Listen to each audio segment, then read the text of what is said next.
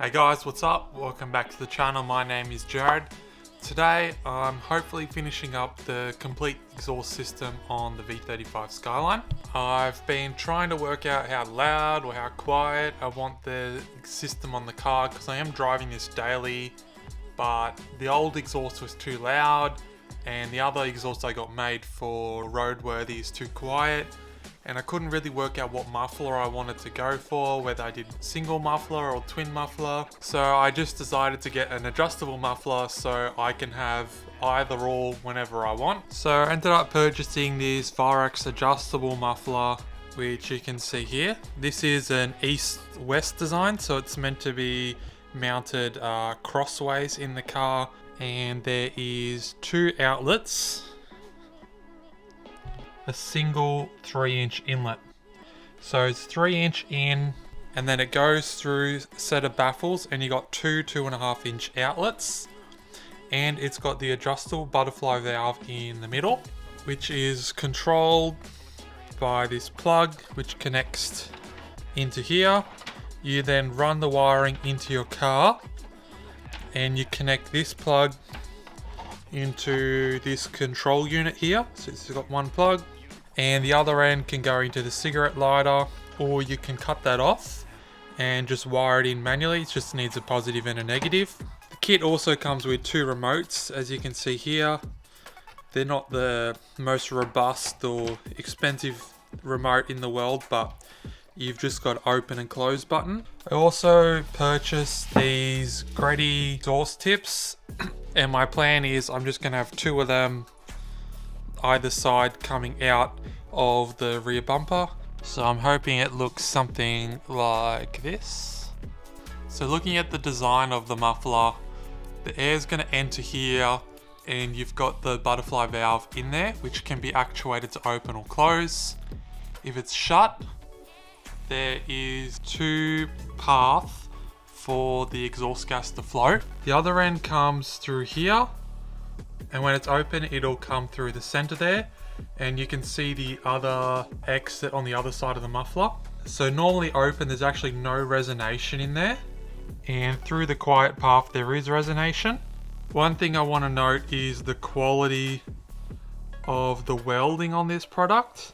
You can see there's actually like a lip in here. It must be welded on the inside, but there's a little bit of weld here, and there's this lip on both of these passages here, and there's actually a sharp edge there. And also just looking at the welding around the edge here, it's not the greatest either. Same goes for in here as well. You can see the slag from the welding. So I've just gone ahead and wired the cable into the car, just plugged into the cigarette lighter for now. So we've got the control box, the cable, then plugged into the motor. Got the remote here, so if you bump the button, it opens up a little bit.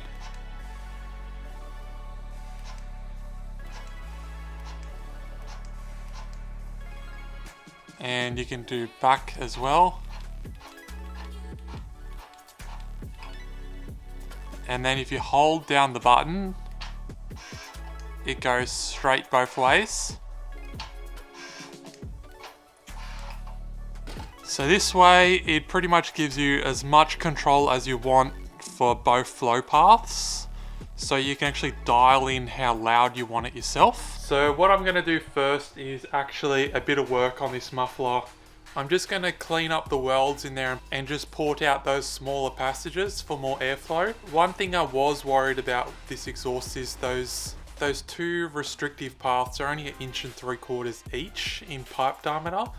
And I was a bit concerned whether that would be enough flow for this engine and whether it would create too much back pressure and potentially damage the engine. The exhaust shop recommend that you don't smash on the car with it closed, and most likely I think I'm going to be having the butterfly probably somewhere like 45 or 30% open anyway to dial in that sound.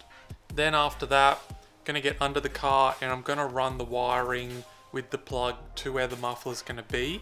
So when I take it to the exhaust shop and get it fitted, he can just plug it in for me.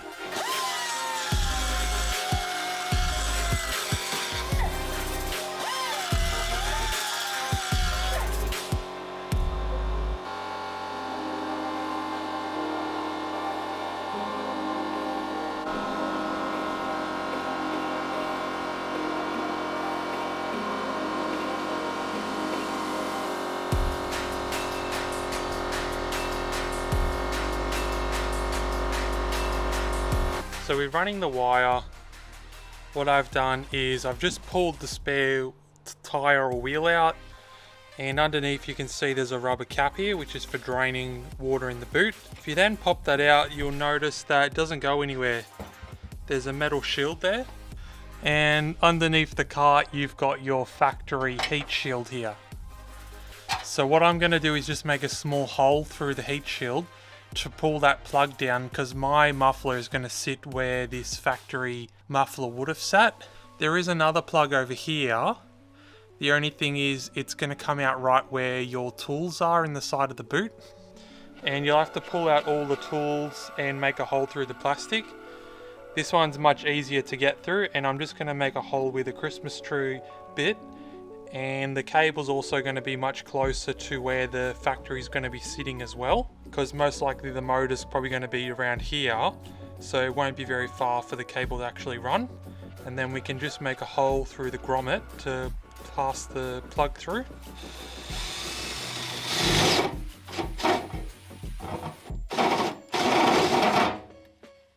So as you can see, we just made that hole in the heat shield, so now you can see through the bottom, and the just needs to be big enough so that plug can fit through, no worries. Now we're going to modify this so the plug can go through and we can keep moisture in the boot. So you just put a little hole in the middle of the rubber cap. Like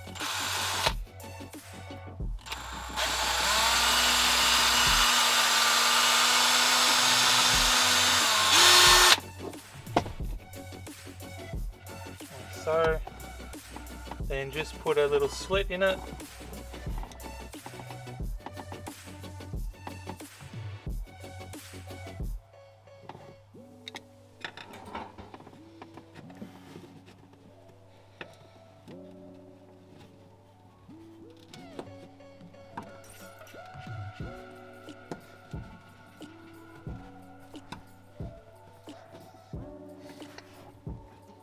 So we get our hole we drilled in the middle, and then just cut a slit so that wire can sit down through the middle like that. Then that insulation can just go over the top to cover it like that. Then next we're going to need to run this cable here through the interior, through the back seat there, and under the back seat into the front. So I'll just show you how I run the cable. I just left a little bit of slack here in the boot because I'm not sure exactly how much you'll need for underneath the car. That then just goes through the back seat there, and we'll have the bottom of the boot on, so you won't really see that there. It then comes down the side of the seat underneath the plastic trim, continues underneath the bottom of the plastic trim here, and you can just pull this kick panel off, and the cable then runs along the side here. And I took the side piece off to run the cable up there. And I've got the control unit under here, which I'm going to double side tape underneath that tray, and then the cigarette lighter plug. My short-term plan is I'm just going to leave it there so I can plug it in and adjust it when I want, and see sort of maybe what position I want it to keep it in. And in the long term, I'm going to cut the plug off and just wire it into the back of the cigarette lighter, because most of the time I'm not charging anything or even really using that cigarette lighter. And then all that spare cable will just go under there and get pushed up. So underneath the car here, I've just thrown another grommet around that hole just so the wire doesn't cut through the heat shield. And then I put some sleeving on it, and one P-clamp and another P-clamp just to keep it up there, because I'm just worried about the heat from the muffler. And then I've just got this dangling down here at the moment, so the guy at the exhaust shop can connect it up, and later if it's too long I can just pull some cable back through, or he can pull some through if he needs some more as well. So I've picked up the car and he's made the new exhaust for me, the new tips.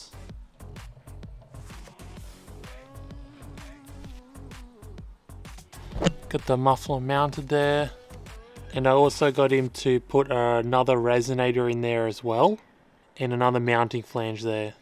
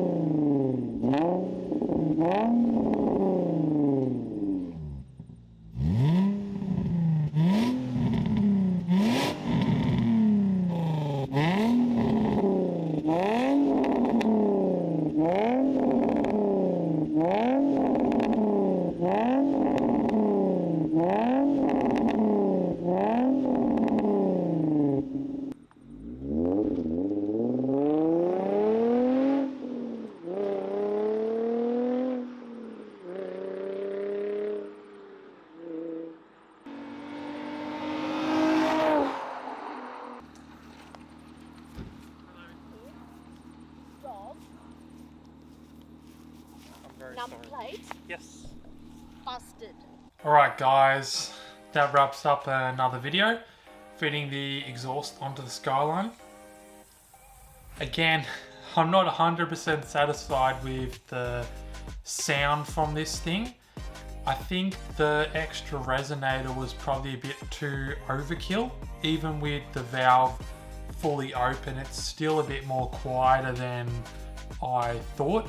I thought it was going to be super loud open and super quiet shut, and I think I just don't need that resonator at all. So I think I'm going to cut it out and just put a straight piece of 3-inch pipe and see how that sounds, and I think it will probably be spot on then. Doesn't look like I can go back to my exhaust sound testing spot after you saw the local Karen come out to tell me off for revving my car. But all in all, I'm happy with the outcome with the muffler. It was really easy to install and wire. Like, the welding in it wasn't great, but I think the product overall, and I think what you get for the price, considering that muffler with the valve and the K-tune muffler are at the same price. I know you get different quality and they're different products to fit different applications, but I think for value for money, I think it's pretty there. If you have any questions on this video, what happened, put them down below. If not, please like, comment, subscribe, and share, and show your appreciation for the video. I'll see you in the next video. Thanks.